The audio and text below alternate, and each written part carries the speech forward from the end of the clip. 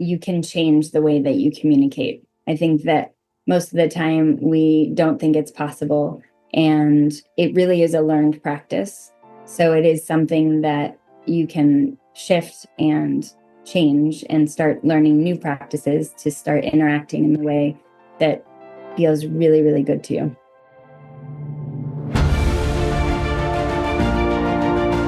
Hello and welcome to the Daily Helping with Dr. Richard Schuster. Food for the brain, knowledge from the experts, tools to win at life. I'm your host, Dr. Richard. Whoever you are, wherever you're from, and whatever you do, this is the show that is going to help you become the best version of yourself. Each episode, you will hear from some of the most amazing, talented, and successful people on the planet who followed their passions and strive to help others. Join our movement to get 1 million people each day to commit acts of kindness for others. Together, we're going to make the world a better place. Are you ready? Because it's time for your Daily Helping. Thanks for tuning into this episode of the Daily Helping Podcast. I'm your host, Dr. Richard, and I am so excited about our guest today. Her name is Cynthia Kane, and she helps people enhance their lives and relationships by teaching them how to become less reactive in difficult conversations and speak to themselves, others, and their environments in a kind, honest, and helpful way. She has taught over 70,000 people how to change the way they communicate through her best-selling books, such as How to Communicate Like a Buddhist, Talk to Yourself Like a Buddhist, How to Meditate Like a Buddhist. I'm sensing a theme there, Cynthia. There is a theme. And her best-selling daily course, How to Communicate Like a Buddhist. She is a certified meditation and mindfulness instructor, certified breathing coach, and the founder of the Kane Intentional Communication Institute. She's here today to talk to us about her latest book, The Pause Principle, How to Keep Yourself Cool in Tough Situations, which is available everywhere. Cynthia Kane, welcome to the Daily Helping. It is awesome to have you with us today. Oh, it's so wonderful to be here. Thank you. Thank you. Thank you for having me. You're very welcome. So I have a feeling we're going to talk about Buddhism at some point today, but I don't want to presume you popped out of the womb as a Buddhist. I'm guessing you didn't. So what I like to do is find out people's superhero origin story, what put you on the path you're on today. So let's jump into Cynthia Kane time machine and tell us how your journey began. Yeah. So I was very passive aggressive, very judgmental. I loved, slamming doors and shutting down and walking away. Confrontation was not my friend at all. I was very much the person who wanted to, not ruffle the feathers, keep the peace. And I didn't realize at the time that that was affecting my relationships or affecting just my happiness in general. And then I lost my first love very unexpectedly. He passed away, and it threw my whole world into disarray, really. I was completely blank, and I was trying to figure out how to enjoy the world again. And so I started, reading all the books, taking courses, going to retreats, and I was noticing that communication was a big part of feeling better, but I couldn't figure out actually what that looked like. And a friend of mine introduced me to a writing and meditation workshop at the Shambhala Institute when I lived in New York. And that's where I learned meditation. And that's where I learned the elements of right speech in Buddhism, which are to tell the truth, don't exaggerate, use helpful language, and don't gossip. And I thought to myself, oh my gosh, this is it. Like, this is my way out of the suffering that I was going through, the discomfort. And then I was trying to understand how to actually implement it in the real world. So how do you speak in a kind, honest, and helpful way? And so that really became my daily practice, my experiment to figure this out. And what I noticed was how my capacity for discomfort was expanding. And I was starting to change the way that I was talking to myself, to others. And in difficult conversations, they were no longer a place where I felt a lot of fear or I was very reactionary. I was really able to be present, feel the emotion, move the emotion, and stay in the conversation longer.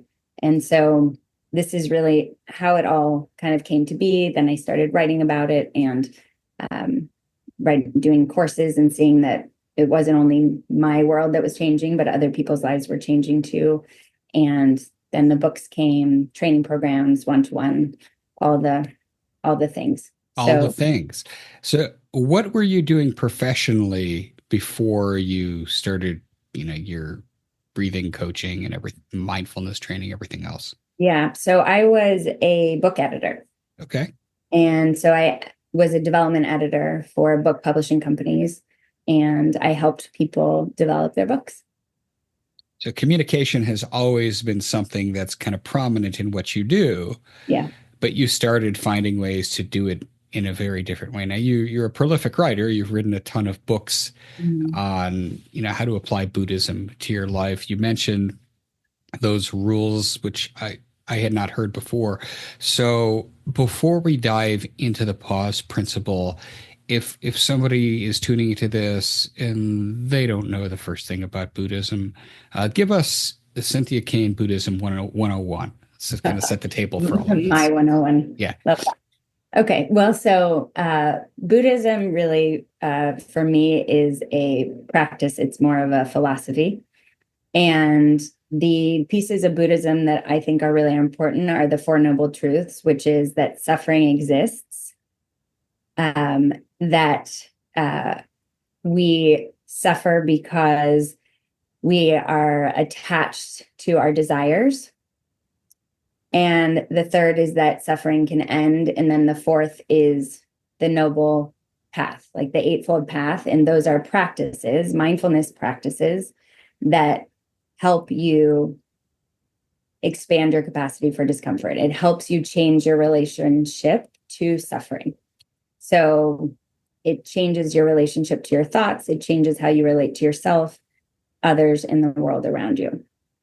It's a very, it's very existential, right? And in a way, it's, and I'm not a Buddhist, but I'm summarizing what you said. Yeah. It's kind of like, instead of something happening to you, it's more like something happening through you, kind of in a way, right? Is it, did I do a good job there with that? Yeah. Okay. Yeah.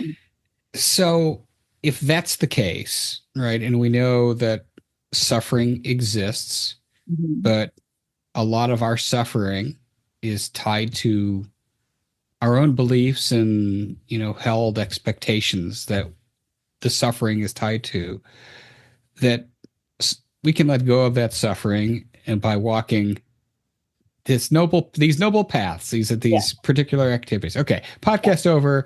Everybody go home. You got it. No. So, but this, so, you've written these books on communicating. You've written these books on meditating. Why the pause principle? Why did you write that book? Because it feels like that probably it's to some degree was already addressed. Yeah. So it is, the pause principle is a piece of communication, right? So the pause principle is different from the past, the past books. The How to Communicate Like a Buddhist is really focused on how do we express ourselves in a kind, honest, and helpful way. Talk to Yourself Like a Buddhist is how do we talk to ourselves in a way that is more objective. And How to Meditate Like a Buddhist, meditation and communication are, for me, they have a wonderful relationship. I really believe that meditation is the formal practice of being able to communicate in a kind, honest, and helpful way. And the pause principle is the moment before we speak, the moment before we actually can speak in a kind, honest, and helpful way. So most of the time with communication, we focus on, speaking or listening, and most things are in kind of isolation. But rarely do we look at where I believe communication begins, which is in the space between the stimulus and the response.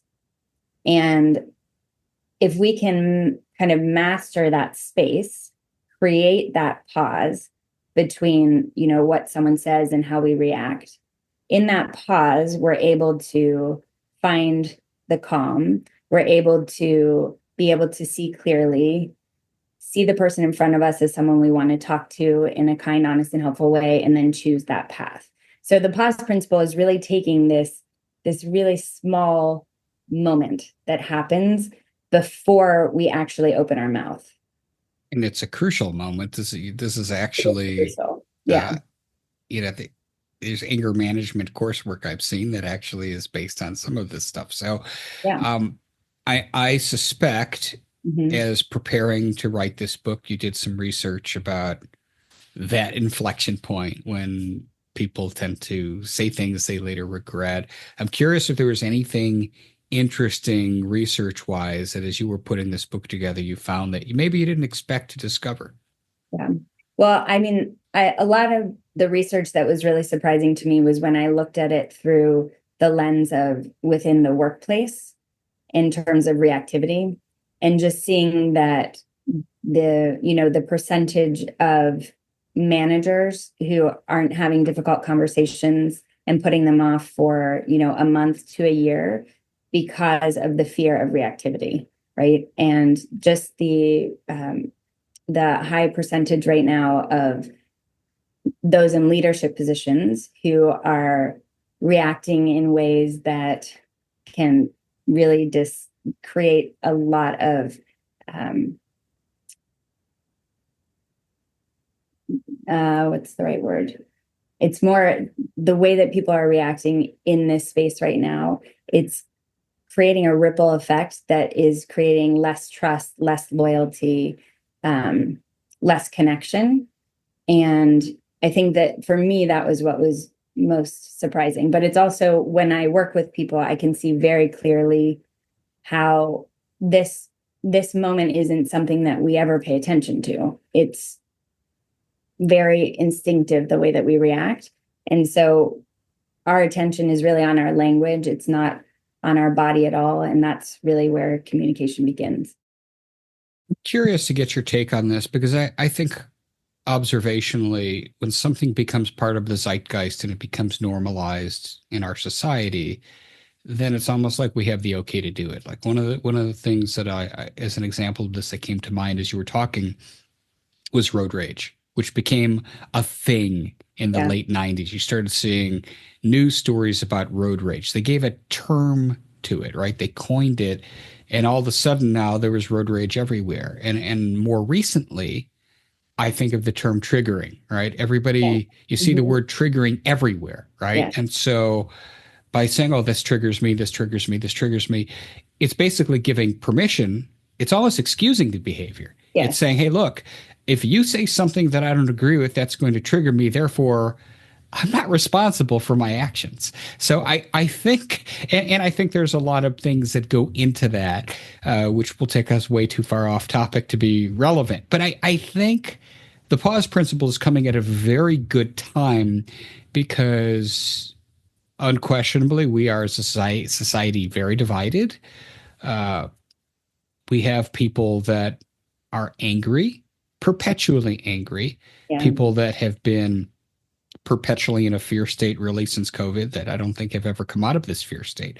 So with that as our backdrop, our context, knowing that this is a society that really needs your book, Cynthia, talk us through how we start being able to have these tough situations where we don't fly off the handle, but rather we can deploy the pause principle. We can stop.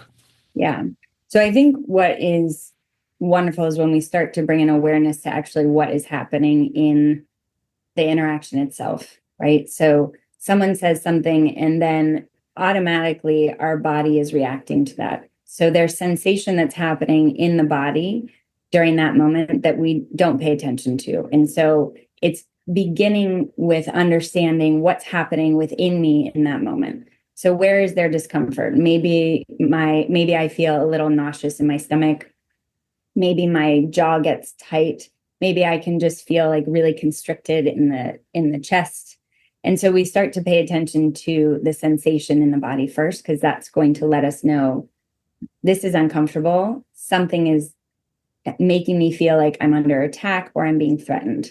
Because what's happening is that in these difficult interactions, we move into the sympathetic nervous system very quickly, right? We go to fight, flight, freeze, and that becomes the passive aggressive, the lashing out, the dodging, the over explaining, all of it. That's our protective gear, right? So our work is, okay, so how then do I move myself in this difficult moment out of my sympathetic nervous system into more of the parasympathetic, the rest and digest, so that I can regain that clarity? So the first you notice the sensation in the body, the discomfort.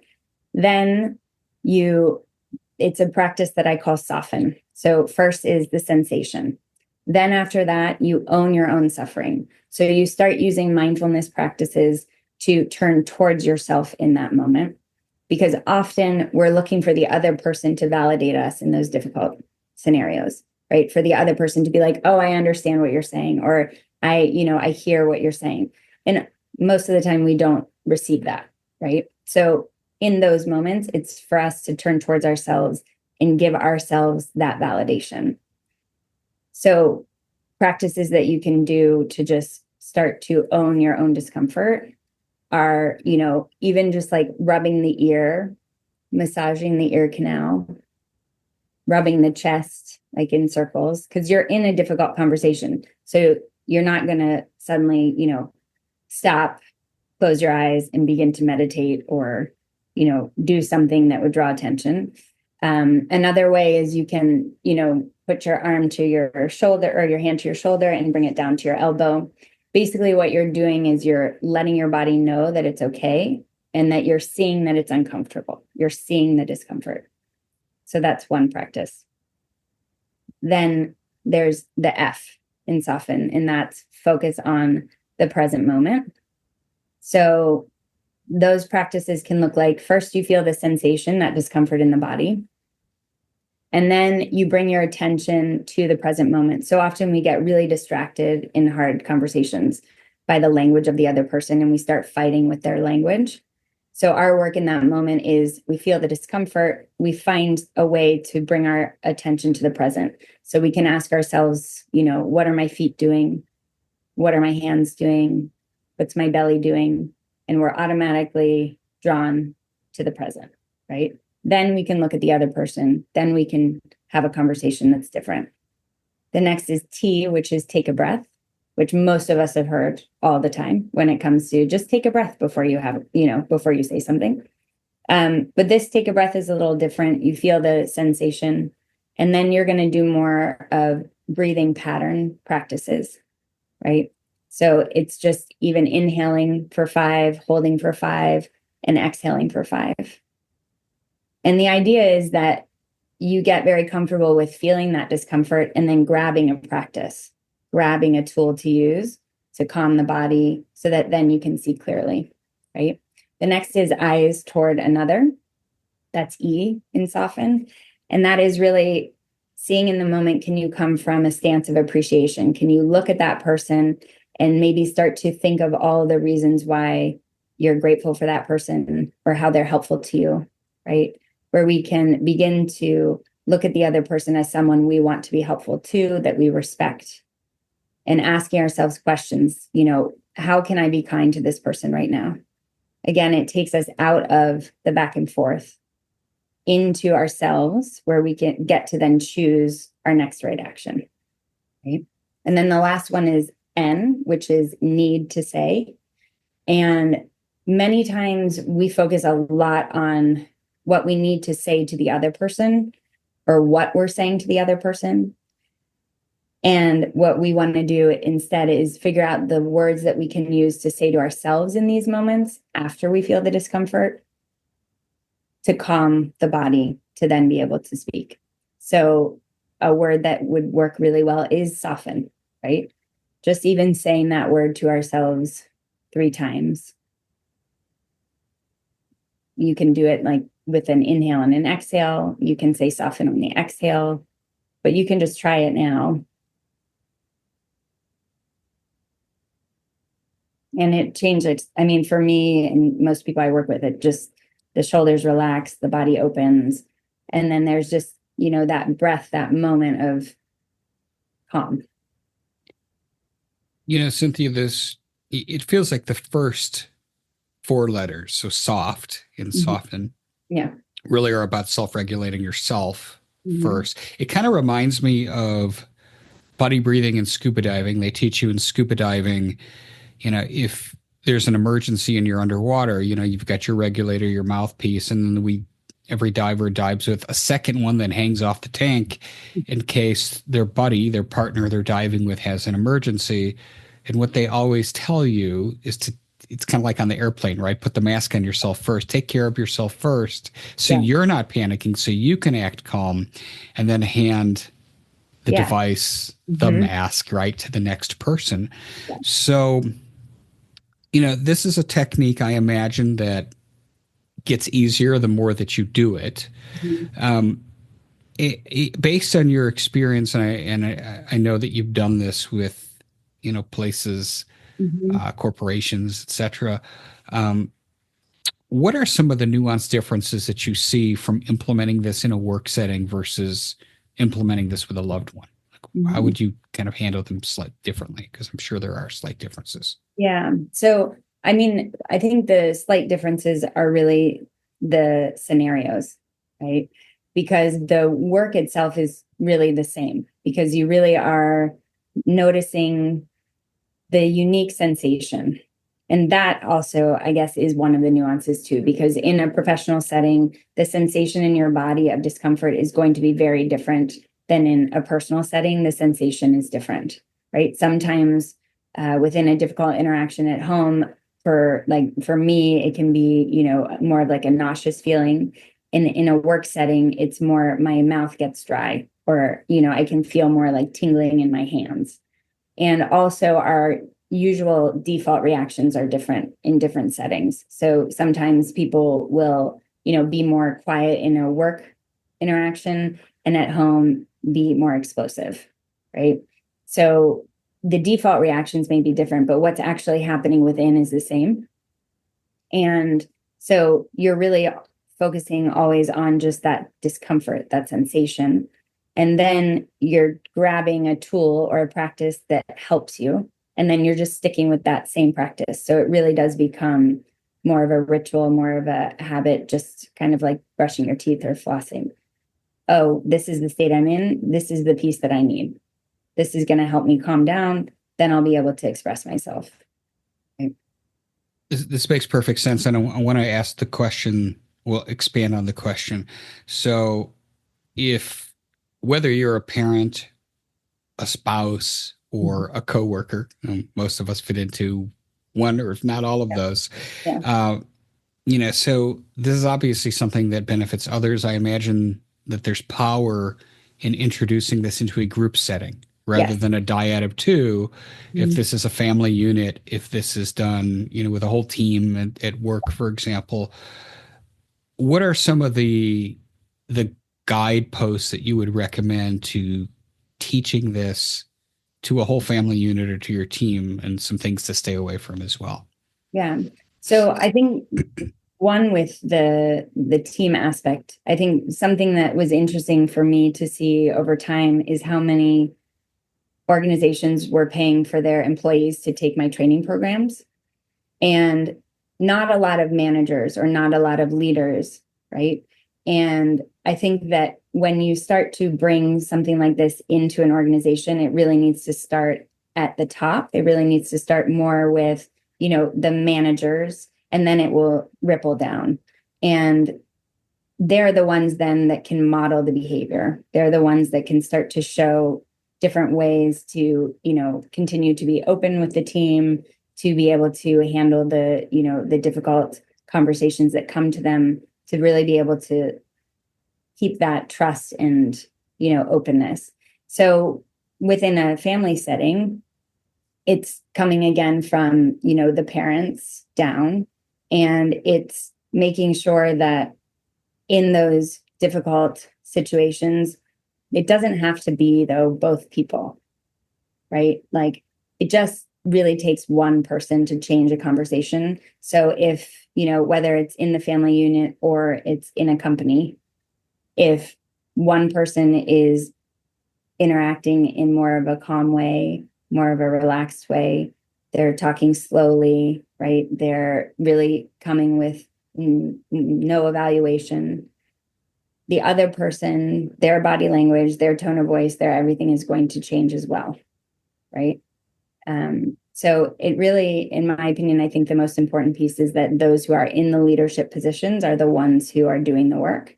And then based off of that, then it all, ripples out. So moms, dads, and supervisors is what I'm Yeah. hearing. I love this. Yeah. So, you've been doing this work for a long time.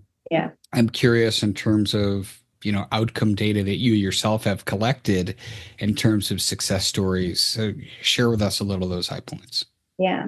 So for me, that's the most incredible part of what I do, is to be able to see the changes in other people's lives, right? To see people who have been really scared of doing town halls and being able, like the town meetings, to be able to go in front of people and speak very confidently and with more calm, as opposed to the anxiety and the fear that would prevent them from doing it in the first place. I've seen a lot of, workplace interactions where the team has completely changed based off of the manager's behavior, and where before, the manager didn't feel connected, didn't feel like the team could be trusted, and suddenly trust is formed, right? And there's more creativity, there's more efficiency, there's not a lot of back and forths that there used to be. It's all pretty regulated, right? Or seeing people have to let, teams go, or, having to fire people. And instead of it being, a very difficult interaction that would have them feeling guilty or take them out for days, it becomes much easier to manage and on more of a human level, as opposed to taking this stance of professionalism that often requires this hardness, right? Or this armor. And once they start to let the armor down, their relationships within the company just begin to skyrocket, right? And productivity of their teams grow, and creativity and efficiency. I mean, it's beautiful.